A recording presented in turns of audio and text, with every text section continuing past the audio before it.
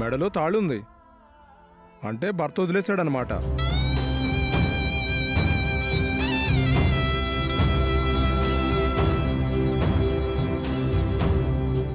ఎందుకు సార్ ఇలాంటి వాళ్ళ పిల్లల్ని మీ స్కూల్లో జాయిన్ చేసుకుంటారు?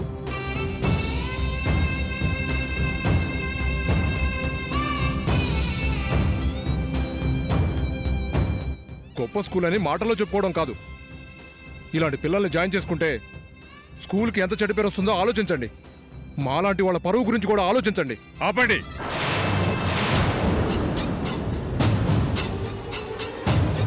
భార్యాభర్తలు దూరంగా ఉండడానికి కారణాలు అనేకం కావచ్చు. పరువు అనేది పిల్లల్ని పెద్ద పెద్ద స్కూల్స్లో చదివిస్తే రాదు, ఎదటి వాళ్ళని గౌరవించే సంస్కారంలో వస్తుంది. బాబాయ్ నువ్వు ఆగామా?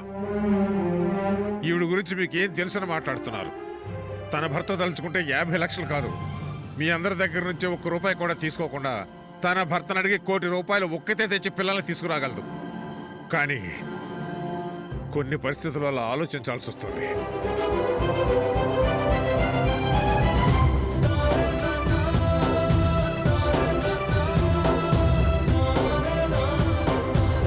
మాటలు చెప్పడం కాదు, డబ్బులు కట్టండి.